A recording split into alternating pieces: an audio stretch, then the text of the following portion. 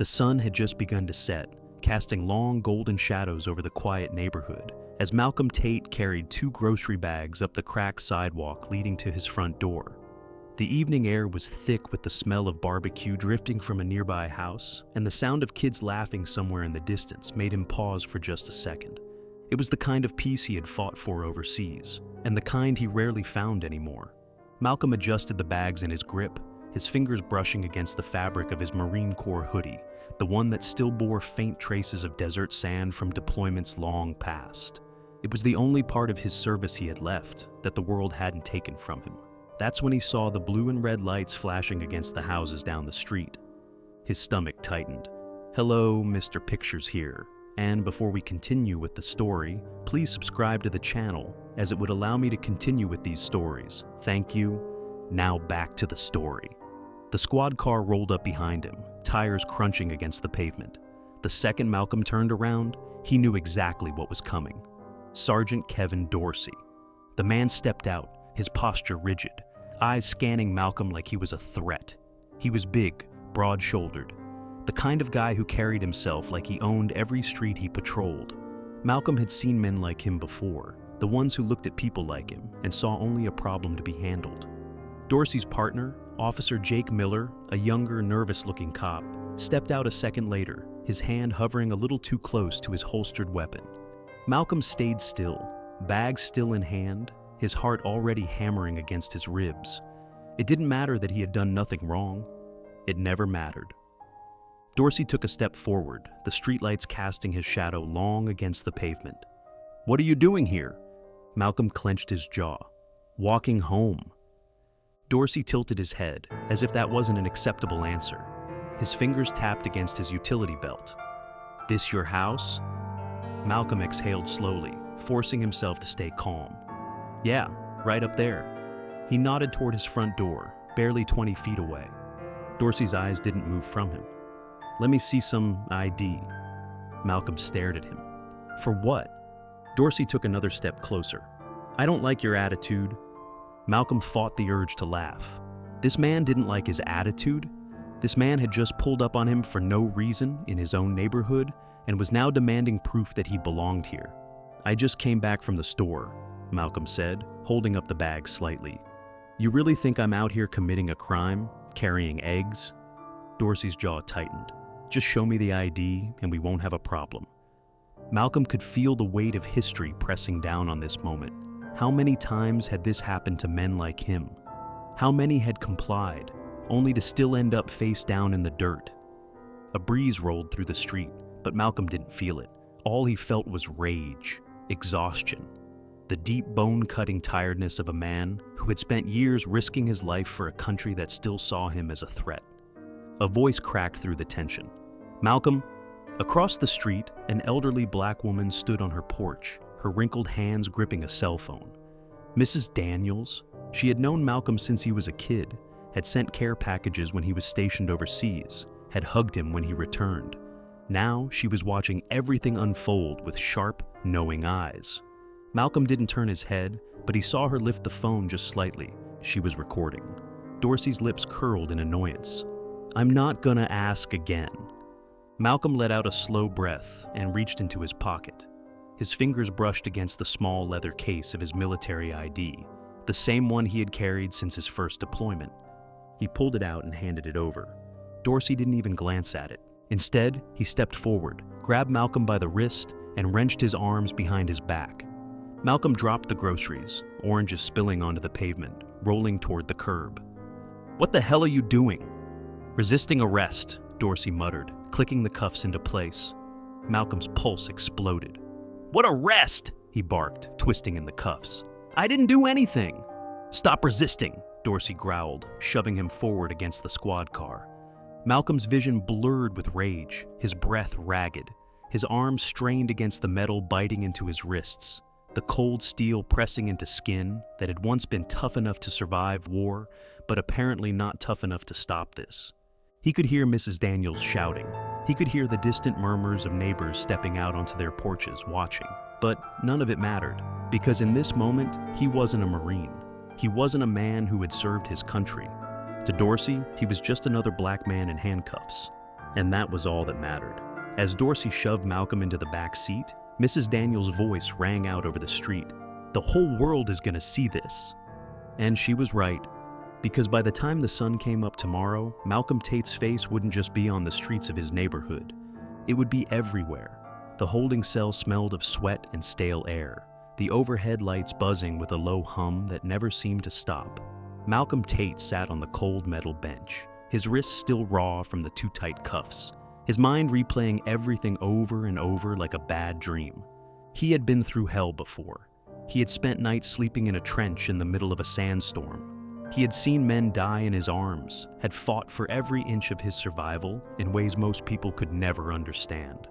But nothing had ever made him feel as powerless as sitting in this cell for a crime that didn't even exist. A voice broke through the haze. "You look too damn calm for a guy who just got railroaded." Malcolm glanced up. Across from him, behind a different set of bars, a man in his late 50s with graying hair and a weary face leaned against the metal bars of his own holding cell. His eyes were sharp, observant. Malcolm exhaled, rolling his stiff shoulders. "I've been through worse." The man huffed a chuckle. "Yeah, I saw the video. That cop roughed you up for nothing." Malcolm stilled. "The old lady who recorded it? She put it online before you even made it to the station," the man continued. "By the time you got processed, that video had already hit 100,000 views." Malcolm's stomach tightened. He knew people would see it. Mrs. Daniels had made sure of that. But he hadn't thought about what that really meant. That video wasn't just out there, it was spreading. Before Malcolm could respond, the metal door to the holding area slammed open. A young cop, not Dorsey or his partner, but someone who looked about 23 and nervous as hell, stepped inside, his eyes flicking to Malcolm. Tate?" Malcolm pushed himself to his feet. "Yeah?" The cop shifted, glancing toward the hallway behind him, like he wasn't sure if he should be doing this. "You're being released." Malcolm's jaw clenched. Just like that? His body was already moving before his mind caught up, following the cop through the processing area, where a bored-looking officer shoved a clipboard in front of him and muttered something about signing for his belongings. Malcolm scrawled his name on the paper and took back his wallet, keys, and military ID, shoving them into his pocket without a word. The moment he stepped outside, he was hit with the sound of voices, hundreds of them. He stopped short. Across the street from the station, a massive crowd had gathered, holding signs, chanting. Reporters with microphones and cameras hovered around like vultures. His stomach dropped. He hadn't asked for this. He hadn't wanted this. The crowd spotted him almost instantly. The shouting grew louder, the chants shifted, the flashing of cameras became blinding. "Justice for Malcolm! No more profiling! Cops must be held accountable." Malcolm stood frozen in place, his jaw tight, his heart hammering in his chest. This was out of control. A woman in a navy blue suit broke away from the chaos, marching straight toward him. She had short, cropped hair and eyes that looked like they could burn through steel.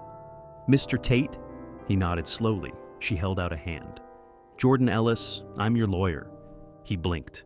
"I don't have a lawyer." "You do now," she said firmly. "The second that video went viral, my firm took your case. You're not going through this alone." Malcolm hesitated, then shook her hand. Her grip was strong, unshakable. She motioned toward a sleek black car parked at the curb. "We need to get out of here. The media is going to eat you alive if you stay." He had a million questions, but right now, he just wanted to get away from the flashing lights, the shouting, the overwhelming reality that his life had just changed forever. He climbed into the car, the doors shutting behind him. As they pulled away, the last thing he saw was a massive TV screen mounted to a building, playing the footage of his arrest on repeat. And beneath it, in bold, unmissable letters, were the words, "Injustice caught on camera. City demands answers." The drive was silent. Jordan didn't speak until they were far from the chaos, parked outside a law office downtown. She turned to him, her expression unreadable. "Malcolm, do you know how big this is?" He let out a breath.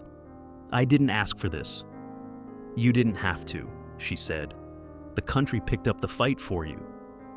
Malcolm leaned back against the seat, staring up at the ceiling. "What happens now?" Jordan pulled out a folder and opened it. We file a lawsuit against the department. Civil rights violations, wrongful arrest, unlawful detainment. We go after them for everything." Malcolm exhaled slowly. He had spent his life fighting wars on foreign soil. Now, he was about to fight one on his own. "Do I even have a chance?" he asked. Jordan smirked. "Malcolm, you don't just have a chance."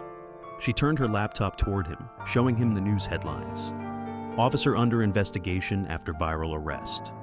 Police department faces backlash over racial profiling incident. Military veteran arrest sparks national outrage. She looked him in the eye. "You have the whole damn world watching."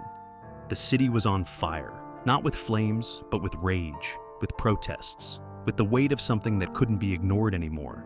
By the time Malcolm Tate stepped out of the law office the next morning, the world had changed. His face was everywhere. News stations were running clips of his arrest on an endless loop. Politicians were weighing in. Veterans groups were demanding justice. The entire country had turned its eyes on him, on what had been done to him. And the police department was scrambling. Jordan Ellis was already waiting in the conference room when Malcolm arrived. She had 2 phones in front of her. One was her personal line, the other was vibrating every 30 seconds with new calls, new requests, new voices demanding to be heard. "Sit," she said, barely looking up from the papers in front of her. Malcolm pulled out a chair, his body still sore from the night in the cell. Jordan slid a document across the table. "They're offering a settlement." Malcolm frowned. "Already?" "They're scared," she said flatly. "They know they screwed up. They think throwing money at you will make this go away." Malcolm stared at the paper. A large number sat in the middle of the page, enough to set him up for a long time, to disappear from the public eye and let things go back to normal. But what was normal? Normal was being a veteran and still being treated like a criminal in his own neighborhood. Normal was seeing the same story play out over and over, and knowing nothing ever changed. He exhaled, pushing the document back across the table. "I don't want their money." Jordan finally looked up, her sharp eyes studying him. "You understand what you're saying?" "I do," Malcolm said. His voice was calm, but there was steel beneath it. Jordan nodded once, then reached for her phone. "Good, because we're taking this all the way." An hour later, they were standing in front of a wall of microphones, a swarm of reporters, and a sea of protesters gathered outside City Hall. Malcolm had never spoken to so many people at once before. In the military, he had commanded teams, missions, battles. But this was something different. Jordan stepped up first, clearing her throat before speaking into the microphone. "My name is Jordan Ellis, and I represent Malcolm Tate." Her voice was measured, powerful. Mr. Tate was wrongfully arrested, humiliated, and detained without cause. He is a veteran, a law-abiding citizen, and a man who served this country with honor. And yet, when he came home, the same country that called him a hero treated him like a criminal. A wave of murmurs rippled through the crowd. Cameras clicked, news anchors whispered updates into their microphones. Jordan turned slightly, motioning for Malcolm to step forward. His heartbeat pounded in his ears, but his body moved before his mind could second guess. He faced the crowd, gripping the edges of the podium. "My name is Malcolm Tate," he said, his voice steady. "I served in the United States Marine Corps for 12 years. I fought for this country. I buried brothers overseas. I followed every order, every mission, every deployment." He took a breath, scanning the faces in front of him. Some were angry, some were hopeful, some were just waiting, as if trying to decide if he was worth believing in. "I came home expecting things to be different. I thought I had earned the right to be treated like a citizen. But 2 nights ago, I learned that no matter what I did, no matter how much I had sacrificed, I was still just another black man who looked suspicious." A wave of silence fell over the crowd. The weight of his words settled deep, heavy. He clenched his jaw. How many more times is this going to happen? How many more names are we going to add to the list? How many more times are we going to pretend this is just a mistake? A voice from the crowd called out, "Justice for Malcolm!" More voices joined in, growing louder, stronger. Malcolm stepped back, letting Jordan take the podium again. "We are filing a lawsuit against the department," she said firmly. "We demand the immediate termination of Sergeant Dorsey and Officer Miller, and we are calling for citywide police reforms to ensure this never happens again." The crowd erupted, reporters shouted questions, news stations cut to breaking news coverage. Malcolm turned slightly just enough to catch the police chief standing at the edge of the crowd, his jaw tight, his face pale. They weren't expecting him to fight back, but he was just getting started. Behind the scenes, panic spread through the department. Sergeant Dorsey had been placed on administrative leave, but that wasn't enough. The city wanted blood. The mayor called an emergency meeting, the police chief was scrambling to save his own reputation, and officers were leaking information to the press about Dorsey's history of misconduct. And Malcolm, he had never felt more alive. His phone rang late that night. He almost ignored it. He had barely slept since the arrest, barely had time to process that his life was no longer his own. But something told him to answer. He pressed the phone to his ear. "Yeah?" A deep voice came through the line. "Malcolm Tate? Who's asking?" "This is General Richard Hayes," the voice said, calm, steady. "I'm calling because I saw what happened to you." Malcolm froze. General Hayes, a high-ranking official in the Marine Corps, a man who had once commanded entire military divisions overseas. And he was calling him? "I don't usually get involved in things like this," Hayes continued. "But I watched that press conference today, and I just wanted you to know." He paused for a beat. "You're not alone in this fight." Malcolm sat up straighter. "Sir Dash." "I've already spoken with several veteran organizations," Hayes said. "We're putting pressure on the city. We're going to make sure this doesn't just disappear." Malcolm let out a slow breath. For the first time, he felt it. The weight of support behind him, the momentum of something unstoppable. "Thank you," he said, and for the first time in days, it didn't feel hollow. "You earned it," Hayes said. The call ended, and Malcolm sat there for a long time, staring at the city lights outside his window. For years, he had felt like he was fighting alone. But now, the whole world was standing beside him, and he wasn't backing down. The courtroom was silent, the kind of silence that carried weight, tension, and the anticipation of something inevitable. Every seat in the gallery was filled, every eye locked onto Malcolm Tate as he sat at the plaintiff's table, his lawyer, Jordan Ellis, flipping through documents with the precision of a woman who was about to eviscerate the opposition. Across from them sat Sergeant Kevin Dorsey and Officer Jake Miller, their suits crisp, their expressions unreadable, but Malcolm saw it, the tightness in their jaws, the way Dorsey's fingers twitched against the table, the occasional darting glance toward the exit like he was already thinking about escape. The judge, an older black man with graying hair and sharp, tired eyes, cleared his throat. "Let's get started." Jordan stood first, buttoning her blazer with the ease of a woman who had done this 1,000 times before. She didn't raise her voice. She didn't need to. When she spoke, the entire room leaned in. "Your Honor, this case isn't just about one arrest. It's about a pattern, a system that allows men like Sergeant Dorsey to abuse their power without consequence." Dorsey shifted uncomfortably, but Jordan ignored him. She turned to the giant screen behind her, where the infamous gas station arrest video was frozen mid-frame, Dorsey gripping Malcolm's wrists, slamming him against the squad car while Officer Miller stood back, silent. "This," Jordan continued, "is what injustice looks like." The video played. The room watched. Malcolm had seen it before, had lived it. But seeing it now, on a massive screen, with the entire courtroom forced to bear witness, made his blood run hot all over again. Dorsey's voice crackled through the speakers. "What are you doing here?" "Just walking home. Let me see some ID." "For what?" "I don't like your attitude." Then the moment where it all turned, the yank of the wrist, the metal cuffs, the sound of groceries hitting the pavement. The video ended. Jordan turned back to the judge. "My client did nothing wrong. He was arrested for existing in his own neighborhood, for looking like someone who didn't belong. And this officer," she motioned toward Dorsey, her gaze sharp as a blade, "had every intention of making sure no one questioned it." Dorsey's lawyer, a balding man with too much arrogance and not enough credibility, stood. "Your Honor, this video is..." Jordan cut him off before he could finish.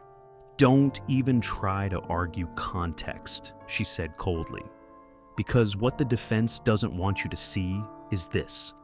She clicked a remote, and a new document appeared on the screen. Dorsey's complaint history. Malcolm watched as the numbers filled the screen. 10, 15, 20, 34 documented complaints of racial profiling, excessive force, and wrongful detainment. A murmur rippled through the gallery. Jordan tilted her head slightly. 34 complaints, Your Honor. 34 people who were harassed, detained, and humiliated by this man. And yet, not once was he held accountable. Dorsey's lawyer tried again. Those complaints were... Jordan clicked again. Another file appeared. This is an internal memo, she said, walking toward the screen, reading aloud. It states, and I quote, Officer Dorsey's arrest patterns present a liability issue for the department. It is advised that further incidents be documented but not pursued unless media attention is involved. The room erupted. The judge banged his gavel. Order! Order in the court! But Malcolm could see it the moment Dorsey realized he was finished. The evidence wasn't just damning, it was career-ending. Dorsey's lawyer paled. Officer Miller, who had been quiet this whole time, sat frozen, staring at the desk as if he was trying to disappear into the wood. Jordan turned back to the judge. Your Honor, we are suing not just for wrongful arrest, but for civil rights violations and systemic misconduct. Malcolm Tate is not the first victim of this department's failure, but we will make sure he is the last. The judge nodded slowly, looking between both sides. He exhaled, setting down his gavel, and delivered his decision. Sergeant Kevin Dorsey was fired effective immediately. Officer Miller was suspended indefinitely, pending further investigation. The city was ordered to pay Malcolm Tate a 7-figure settlement for damages. And just like that, the battle was won.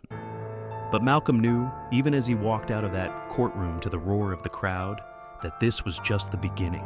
1 year later, Malcolm stood in front of a brand new veteran outreach center, his name etched into the plaque outside, the Tate Initiative for Veterans Justice.